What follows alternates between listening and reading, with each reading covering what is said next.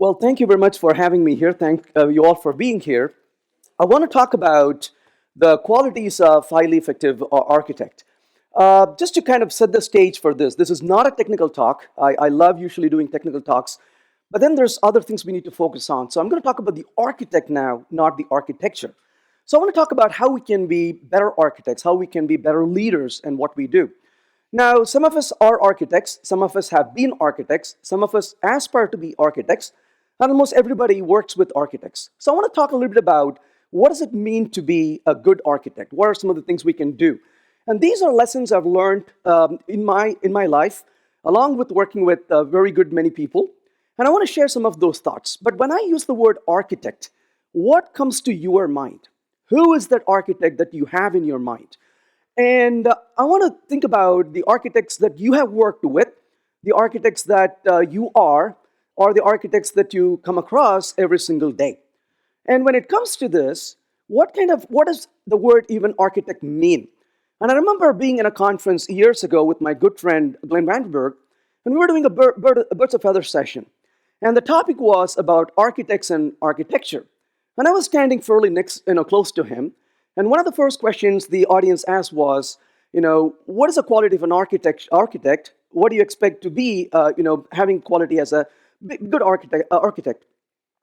And as soon as the question was asked, I immediately blurted out saying, "Oh, I hate architects." And the minute I said that, as I was finishing up, I realized my good friend actually is a chief architect in a company. And I immediately stepped several feet away in case he decides to throw a punch at me. And Glenn looked at me and said, "I'm a chief architect in a company he was working for." And he said, "I too hate architects." That was a relief for me. And then but he had good reasons more than I did. And he went on to say why he actually hates architects, even though he's an architect. And I often, think about architect, and we often think about this architect from Matrix, isn't it? And that's kind of the architect we don't want to be. And when it comes to architect, what do we really expect?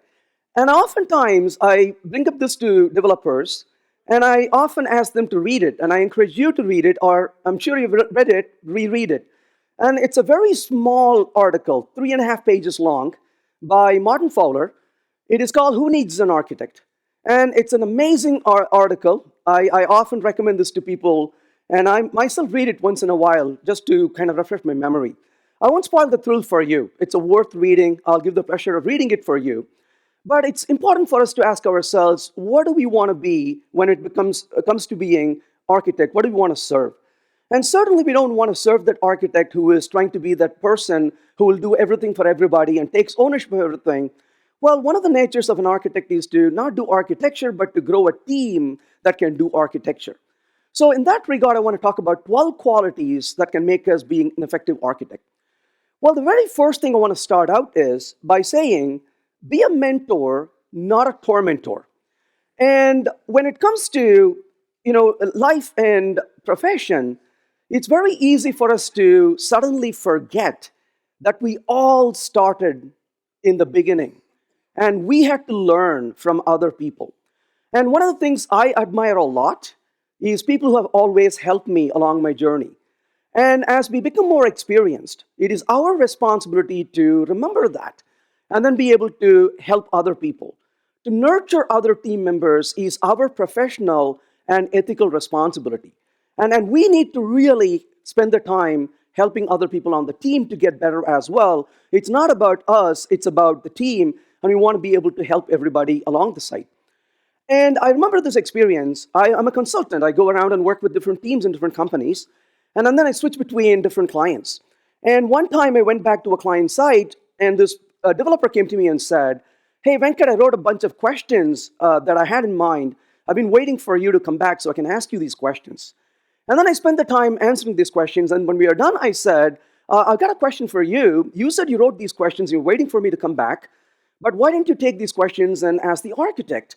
And the person said, "You mean I could actually go ask the questions to the architect?"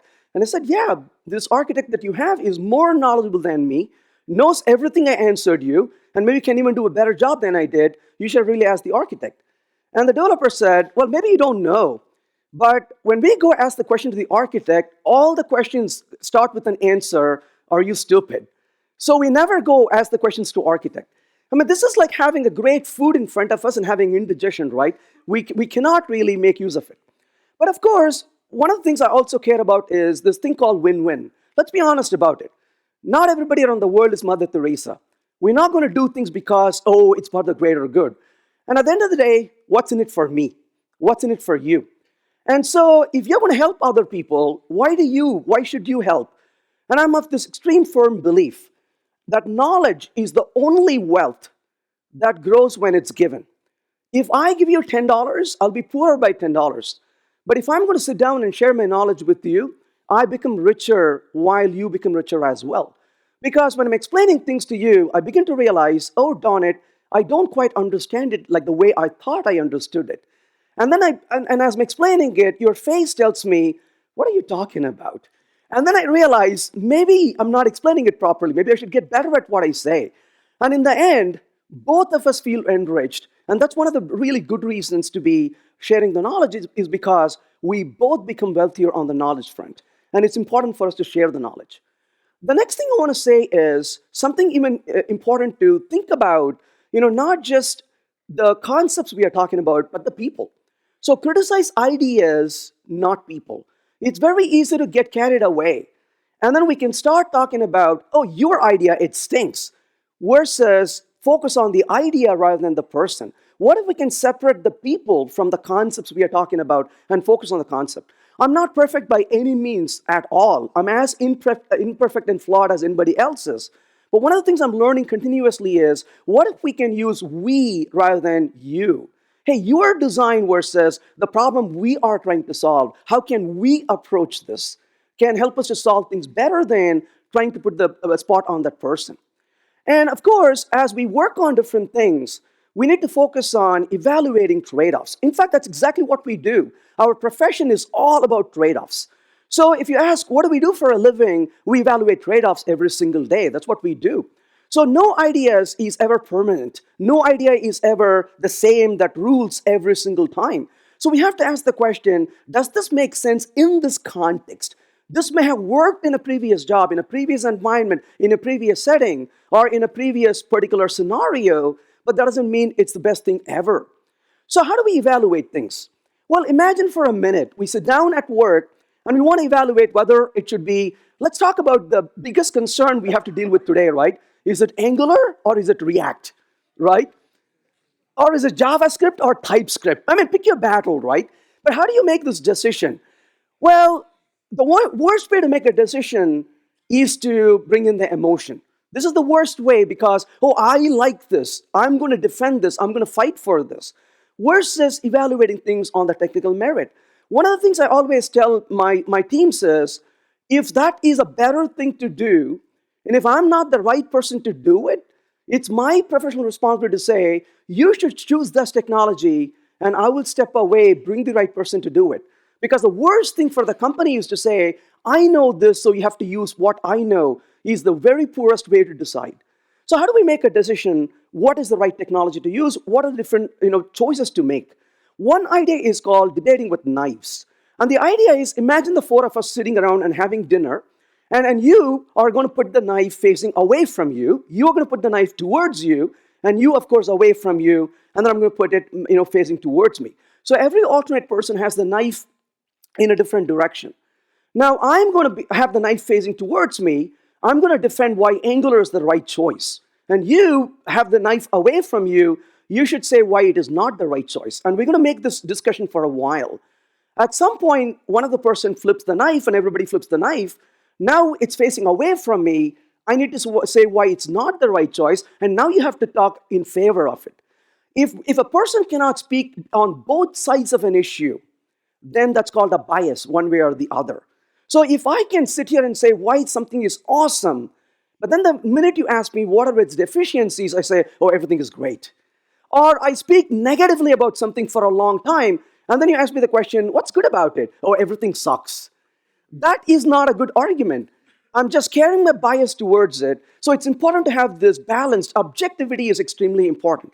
And if people are not able to say that, then the discussion is, let's go back and do more research and come back and let's talk about it. And I was mentioning this to a friend of mine, And a few weeks later, he sent me an email saying, Venkat, I want to thank you for this little introduction to this debating with knives, he said. He went on to say in his email, I not only had problem with debates at work, at home as well. I used to have a lot of argument with my wife. And this idea was intriguing. So last evening, I tried this in my home, and we debated with knives. And I want to tell you that we made a really good progress, and finally, we are actually talking in a civil way. I replied to my friend saying, I'm so glad to hear it, but I do have one advice for you. Next time, try this discussion, but without the knives. I don't want this to lead to domestic violence. But the point really is we have to absolutely have objectivity in what we do. The next thing is to guide, don't dictate. It's so easy for us. And so in times we live in, oh, we don't have time, we don't have time, we don't have time, finish this now. And we can get to the point where we as an architect may decide that we got to tell everything and people just have to follow. And that's dangerous. And one of the things we have to really develop is a skill to say, I'm going to be a guide.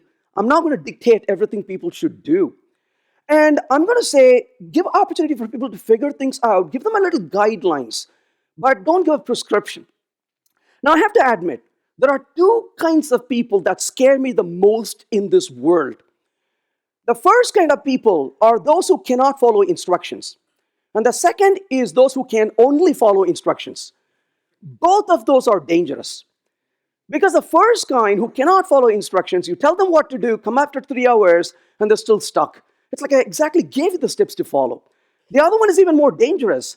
And they do stuff and it's completely messed up. You say, my goodness, look what happened. Well, you told me to do this.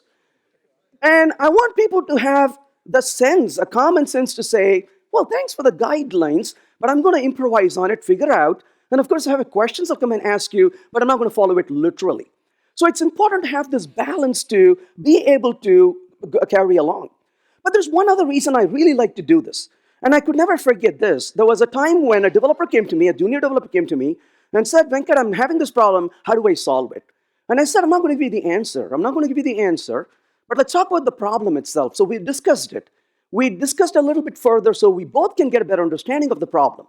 And then I said, well, now that we have a better understanding, why don't you go think about it, play with it, and then spend a little bit of time. And if you cannot figure it out, come back and I'll tell you exactly how to do it. He said, okay. And he left my room. And then about 15, 20 minutes later, I'm walking down the corridor. And he said, oh, thanks for the discussion. I was very helpful. And I fixed it. And I'm done with it. I said, well, that's great. Can you please tell me what you did? I'm just curious.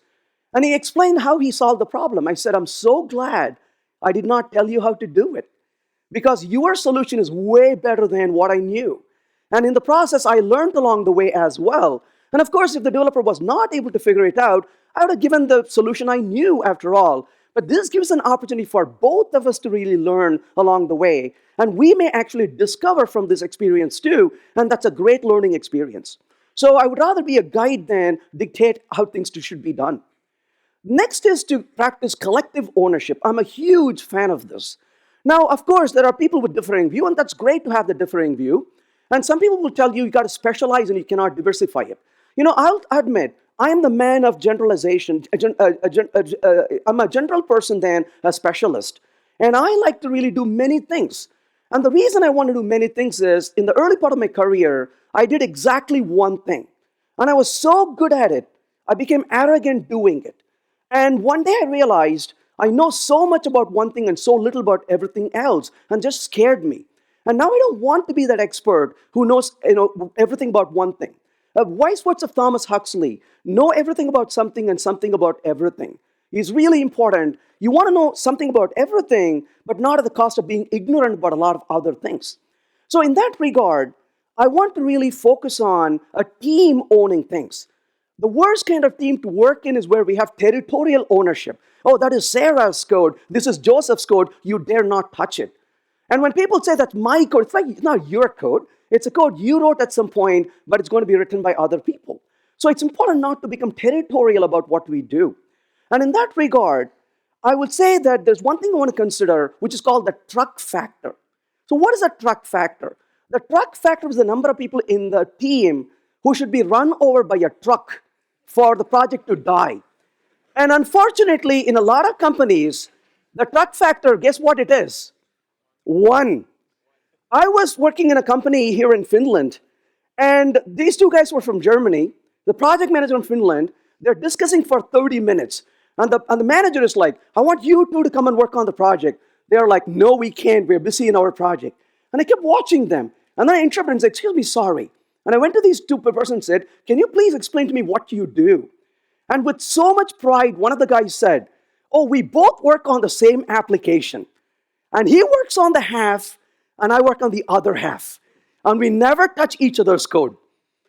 And then I said, with all respect, what if you go out now and you get killed? What's going to happen? He said, he dies with me too. This is scary, isn't it?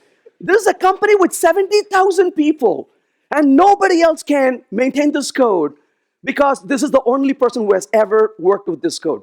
So when people tell me I write readable code, I first ask them, tell me who has read it. If nobody has read your code, you have no claims to say it's readable.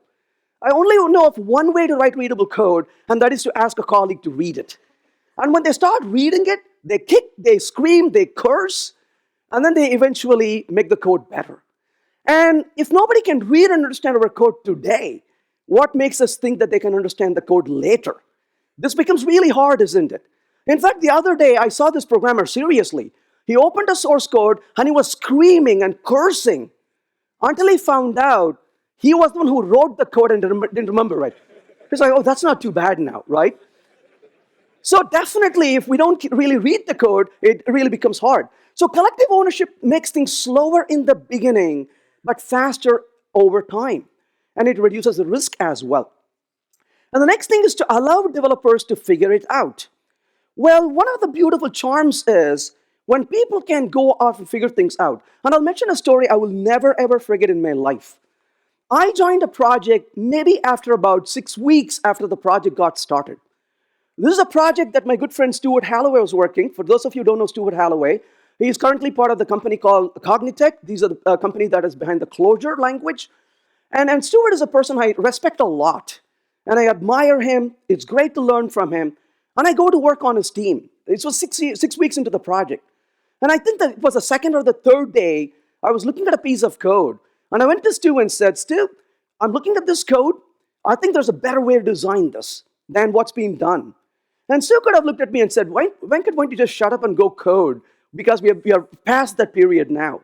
And so Stu looked at me and said, well, thanks, Venkat, but why do you think that's a better idea? Well, here's the reason why I think that's better than what we have right now. And then he said, but how do we know? I said, I can prototype this. And if I prototype it, I can show that this is better. He said, how long do you need to prototype it? Oh, I can do this in an hour. He said, well, your hour just started. Let me hear back from you what you have.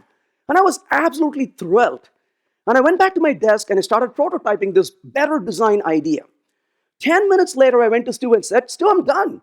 He said, that was quick. So what's your learning? What do we need to do to move forward? I said, well, I found out the design you have is awesome and I'm stupid.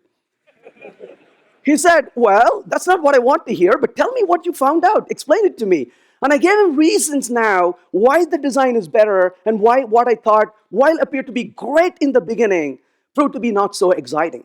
And Stu said, you know what, I'm really glad to hear this because this helped us in two ways. If your solution was better, we should have gone in that direction because I do think that's a better design.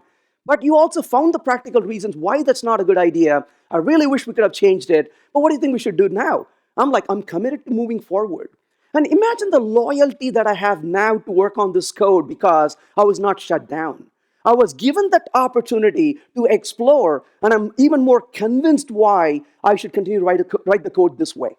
And to me, that is very important to really give opportunity for other people on the team to explore and figure things out and for them to discover. But one of the things I want to emphasize very, very honestly is this. It should be extremely safe to be honest. And I care about this a lot. When I work with people, I always remind them about this because I'm not perfect. At one point, I was this person as well. And what I'm saying here is, imagine that we are by the water cooler. And imagine by the water cooler, you come to get some water, and I'm going to talk to you about, hey, you know what? I was talking to Joe yesterday. Man, Joe doesn't even know how to configure this basic file. I don't even know how they hired him. Where did he go to school anyways? When I'm saying this to you, you know what you're thinking? You're not thinking how terrible Joe is. You're thinking, oh my goodness, if this is what Venkat is talking about Joe, I wonder what Venkat talks about me to somebody else. If I tell him what I know and don't know, I'm going to be defensive. When Venkat is around, I'm going to keep my mouth shut. So, what I've told you by talking like that by the water cooler is it's not safe for you to be honest around me. And this is one thing I really believe in is that we should make it perfectly honest to be around other people. And how do we do that? Well, guess what? Nobody is perfect. Everybody has flaws. And I'm as imperfect as anybody else is, and so is everybody else. And this is the weirdest part, isn't it? You can sit around and find every single fault with the other person, but we don't seem to find fault with ourselves. And then one day I realized, how is it even possible that I'm this perfect person in this planet and everybody else is flawed, right? And that's when you realize that nobody is perfect. So why focus on what we are not perfect and instead focus on what's good? And I want to emphasize this because I'm not saying this because Brian is here, but I'll tell this in all honesty. I love people who correct me, who make it better. But I can't tell you how many times Brian sends me an email privately and says, Venkat, let me help you here. And I want to thank you absolutely for doing that. Not in public, hey, you're a moron. Instead, it's like, hey, that was an awesome talk. Oh, by the way, let me give you some help here. And that's what makes me better, right? And that's why I have the deepest respect for people like Brian because they care about improving the world, not by insulting people in public. So what if I can go to Joe and say, Joe, let me help you get better. And then I come back to you and say, you know what, Joe was awesome. We were talking about it, he had some really great idea. Well, that's a very different environment to work in, a culture to work in, than trying to really be negative about people. So what if it's really safe to be honest around people? And what if we can be positive around people? What a great environment that would become. And funny how some ideas go from brilliant to stupid within minutes of prototyping. And this happened to me about five weeks ago. I was working on a difficult piece of code, and I never solved a problem like this. So I did research like everybody else does, and I came across one article, and I immediately said, brilliant. And I looked at it, it's a solution that was amazing. And then, of course, a little bit of suspicion in my mind. It's like, will it work really? And thank goodness I didn't use it in my code. I did a quick prototyping. And in 5 minutes, I said, this is stupid. Why? Because when you practically start prototyping things, you begin to realize what really works and what doesn't. The worst thing as an architect you can do is read about something in a magazine and say, here's how the system should be designed and architected. The person who doesn't have a practical knowledge trying things out is dangerous. And we could be convinced about wrong things. In the meantime, the people doing the real work are sitting there and scratching their head. I don't understand why this would be a better solution. It's not practical. And that is one of the problems we have to deal with continuously. I remember as a very young developer, my architect gave me a design and said, you will implement it. And they said, well, can I be part of this design? No, we're going to be doing this design and you're going to implement it. And I remember this day, I will never forget. I go into this office and my architect was very busy. I said, hey, I'm here to take this design details. Oh, it's over there on the desk, take it. Oh, thanks. And I take this design and I flip the page and I simply put my foot out of the threshold and I turned around and I went right back and said, excuse me, this won't work. And he looked at me and said, what won't work? Well, in this design, we're expecting making these assumptions. In reality, it is this won't work. He said, you didn't even step out of my room. I said, it's that bad, isn't it?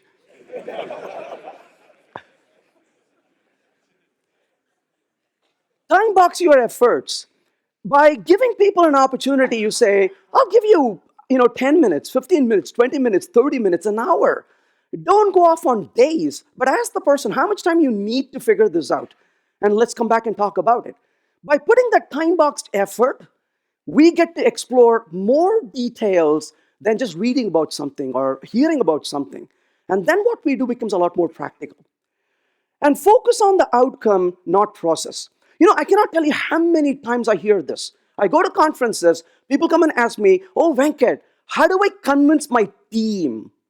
And I first ask them, how did you convince yourself first? Are you convinced? A lot of times we're not convinced, and yet we want to convince other people. I'll give you an example of this. A company called me out and said, come over and do a week of training on a particular technology. And I went there on a Monday morning. I knock on their door. The manager comes and opens the door and says, Venkat, we've been waiting for you. Come on over. And then he said, well, the team is waiting for you on the second floor for the training to start. But before you go to the second floor, I want to quickly go introduce you to the people who are responsible for you to be here. I said, oh my gosh, I didn't know people were responsible for me to be here. I thought I'm here because you called me. He said, no. I'm the one who called you, but I'm not the one who brought you here. And then he takes me down the corridor, and he shows me into a room, a dark room, no lights on, and two programmers sitting by the computer and coding away. And he said, who are these people? He said, those two are the reason you are here. I said, really? What? Tell me more. He said, well, they came to a conference. They heard you speak. When they came back, they were like on fire. And they didn't tell us what they learned. They didn't come and preach to us. They didn't go and do a presentation. They went to a room quietly and spent a week and did a prototype of one of the most hardest part of our application. We've been having a lot of bugs, a lot of problems in this code. And they just prototyped it with this technology. And then they demoed it and said, here's all the problems we have. Here's how all these problems are solved. Either you take it or we both leave. It's up to you. And we evaluated it. It was so compelling. Well, that's why you're here. And the team is waiting to get trained. And we're going to move in this direction moving forward. We're going to change everything we do because this is a better technology to use. And that is one of the things to really keep in mind. How do you convince people? Not by telling them what a better way to do it. Prototyping beats any argument. And if you can prototype and show things are actually working, and your work stands for itself, rather than telling people, oh, this is great because you have to do it because I heard about it in some conference. So go back, learn what you take, but take what you learn, but don't just say this is better, but prototype it, experiment it, play with it, and then convince yourself first, and then convince your teams about it. And of course, gain domain expertise. I know what you're thinking. You're thinking, are you kidding me? There are so many things I have to learn today just to even keep up. And then you say, in addition to all of this, I got to learn the domain as well. Well, how could we be an effective architect? How could we be evaluating design and trade-off if we don't know anything about the domain?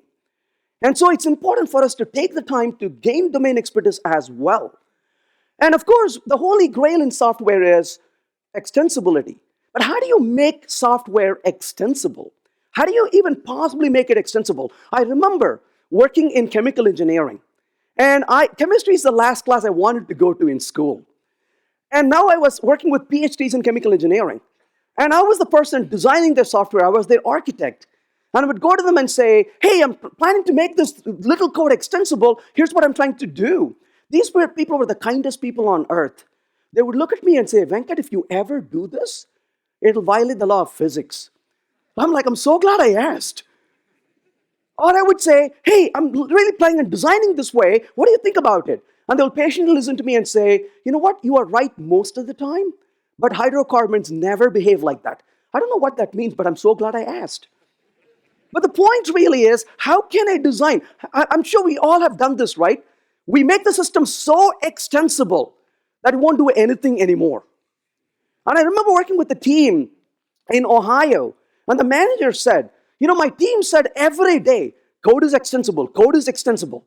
And then one day our customers called and said, we need to make this one change to the product. And the team said we need 2 weeks to do it. And he looked at me and said, why in the world does my team need 2 weeks if they wrote extensible code? I said, it's your fault. He said, what did I do? I said, the software was extensible until you asked it to be extended. So if you never asked it to be extended, it'll still be extensible. So this extensibility is something we have in our mind, but is it practical? Is it relevant? And we need to ask that question. I'm going to say there are 3 kinds of people in this world, in our teams, in your companies. There are 3 kinds of people. Who are these people?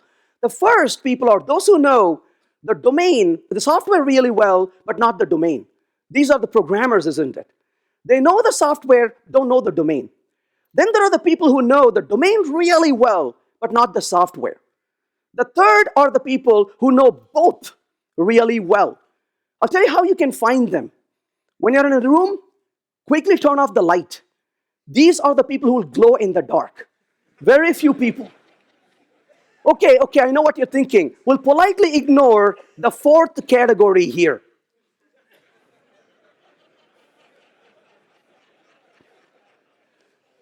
But who is really good at extensibility? I will say it is that third category, isn't it? Because a third category that says, hey, I understand software constraints, I understand the domain. But those are few people in the world. In my 35 years of working in the industry, I will name them to you, and I would have still fingers left on my hand because that's only that many people I know who are good at both. Most of us fit into first or the second category. So we have to collaborate. We have to work together to find what's relevant. Otherwise, we are just living in a myth. And so it's important for us to really have the domain expertise and spend the time doing that as well. But one of the challenges I've also found is everybody says, what do I learn? What do I learn? What do I learn? I want to ask people to ask, what do I unlearn? What have you unlearned recently? Rather than what have you learned? Well, it turns out we all focused on learning. And learning is relatively easy compared to unlearning. It turns out unlearning requires a very deliberate effort. And it is something that's really hard. But it turns out there are certain things we cannot do unless we replace what we already do. I work with some really smart developers, very experienced developers. And then as I work with them, they will say, Venkat, I'm not saying what you're saying is really not possible, but it's extremely hard because this is not the way I do things. I've done this for 20 years, and you're telling me to do it differently. Well, it takes different mindset, a different behavior, a different thought process. And we cannot just do it without actively unlearning. So as we learn, we also have to take the time to unlearn as well quite a bit. And finally, diversify your knowledge portfolio. Now, the person who knows one thing really well is dangerous. Why? Because the more you know, the more you get comfortable doing something, the less you are going to be capable of doing something else. The worst thing ever is saying, I know exactly how these things work. Now, when you are in college, you don't know a lot. You're learning everything that's thrown towards you. And that is like standing. You can't just stand, without moving, right? Unless you work in the Buckingham Palace. You cannot stand like that. We are flexible, we are agile. And then you get your first job. What does getting your first job mean? It is this. I got my job. Then what happens? You get experience. What happens when you work for 5 years? It's this. What happens after 10 years? It's this. And somebody walks over to you, and you're on this proverbial couch, and says, I've got an idea. Leave me alone. I'm comfortable here. Don't bother me. That is one of the problems.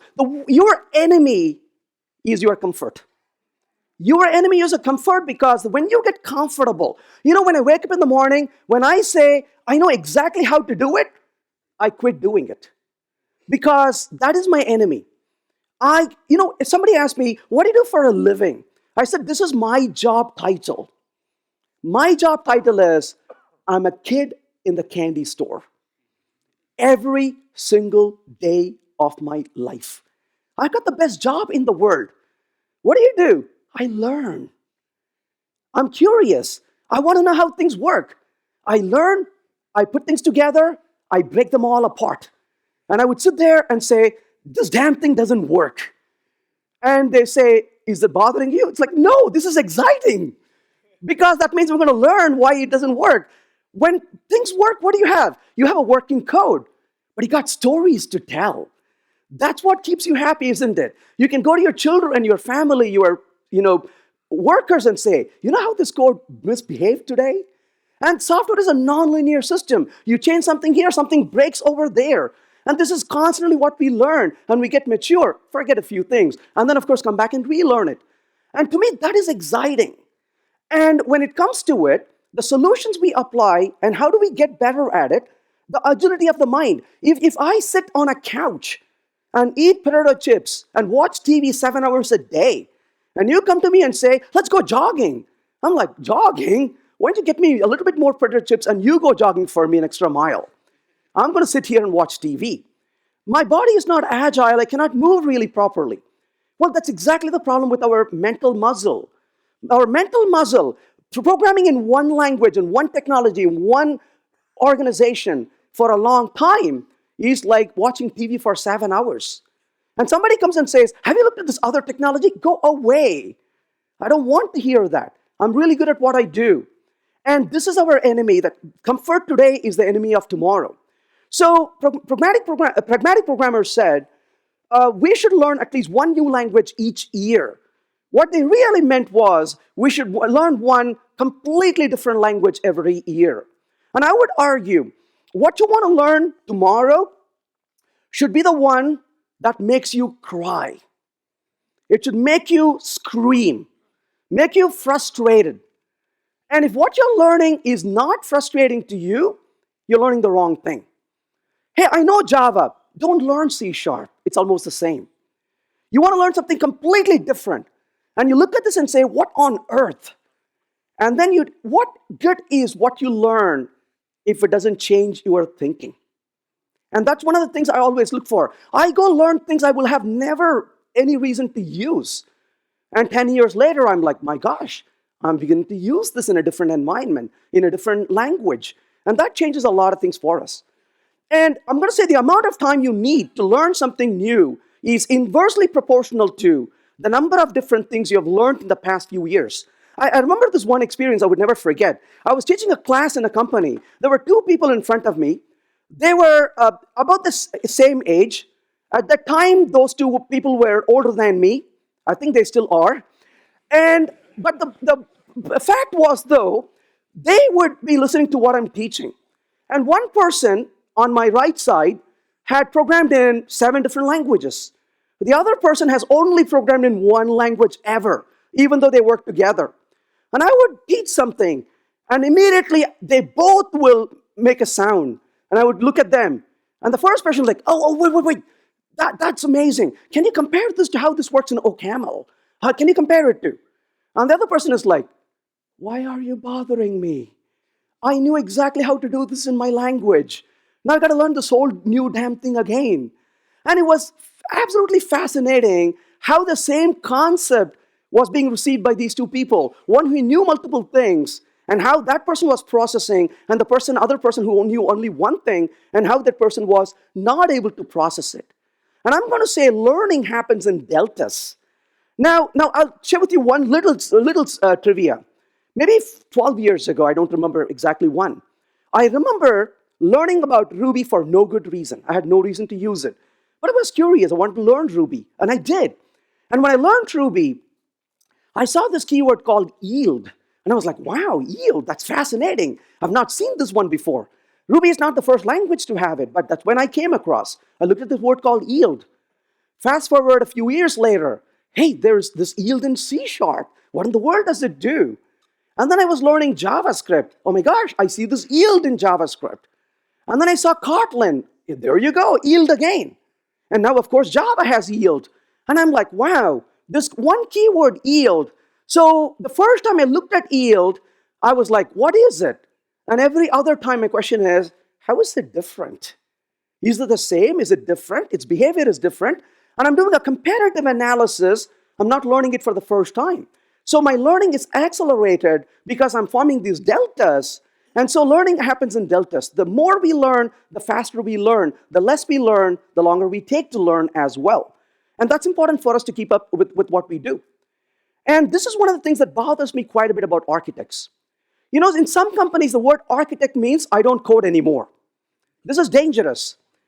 And when you have architects, the worst kind of architects, in my opinion, are people who tell people what to do. I can't tell you how many times I go to companies and the architect says, you will write automated test. And the team is like, really? Well, we can't do it. Well, you will. Can you show me how? No, you will. Because the architect never wrote code. Cannot write automated test. And the architect says, you will do automated testing. And the team is like, who are you? You've never done this, and why do you expect me to do it? And even worse, I was once called by a company, I'm not even kidding you with this. The VP of R&D called me and said, Venkat, come over, help us. We need to change. I said, you're the VP. He said, no, you don't understand. They have 7,000 programmers, and they have 50 architects, forming what is called an architectural committee. And he said, nothing happens in this company unless the architecture committee says yes. So your job is to convince the architect committee to change. And when I went there, I came to this grim realization. Architectural committee is where innovation goes to die. If you ever have a great idea, take it to them. They will kill it. And by the time they come back, the world has moved on to another technology. I want to ask one question. Don't get me wrong. I like to have standards in companies. But I want to ask this one question. Has standardization led to stagnation? If standardization has led to stagnation, that's a disservice to your organization. Because what you're doing is you're holding on to obsolete standards like that company did. And the world has moved on, but the architects have standardized on something they knew coming in. And they're fearful to change because they don't know what the change is. And that I can understand that fear. If you ask me to do something I don't know, I'm going to be fearful. But the answer to that is not to refrain from doing it, but to get educated, but to get practice, so I can do that change as an architect and as an architectural committee. And this is something I learned really as a parent. When I tell my children do something, they don't. Like, hey, kids, it's hygienic. You should brush your teeth in the night. Thanks, Daddy. First day it happens. Second day, oh, I'm tired today. Can you read a book? Oh, sure, sweetie. I'll read a book, but after I brush. Oh, you're going to brush? I'll come and brush with you also. I've seen this quite a bit. If I tell you to do stuff, you're not going to do it. But if I do it, you come along to join. You know, I'm a lazy person. When my wife says, let's go walking, I didn't want to go to walk today. She's like, but come on, let's go. It's beautiful weather outside. All right. And then in 5 minutes, sweetie, I'm so glad you asked me to come walk with you. This is nice. And I would become a slob sitting in my chair all day, but thanks to her, I go out and walk. And having a person like that at work who says, hey, let's work on this together. Let's write tests together. Let's design this together. What a great idea. You lead by example than telling people what to do, and also makes us better. And of course, a good architect practices what they preach. And the worst kind of architects are the ones who tell you, you should do this because they can't do it themselves. So I like to have architects who can actually do it with me, not just tell me. And the second, as an architect, especially an application architect, please write code. If we don't write code, it's dangerous. I can't tell you how many times I go to companies and the architect tells me, when I used to write code, I'm like, what does that even mean? When I used to write code, that's like saying when I used to breathe. And who are the worst kind of architects? I have a name for them. They're called the PowerPoint architects. Very dangerous people. They draw pretty pictures. And before anything useful gets done, they leave, leaving a mess behind everybody else to deal with. I don't want to be a PowerPoint architect. I'm going to say two things. Avoid PowerPoint architects and avoid being a PowerPoint architect as well. These are very dangerous people. I don't want PowerPoint architects. And keep in mind, every technical decision we make has an expiration label. Technical decisions we make is like the milk in the fridge. You cannot say, we got that 6 months ago. Take it and drink it. In fact, do this at work. If you have architects who go on, old technology and decisions they made, buy a milk and leave it there for 3 months and go to the meeting with the milk carton. When the architect says, here's what we will do, say, here's some milk for you. So, what is this? The technology decisions you made?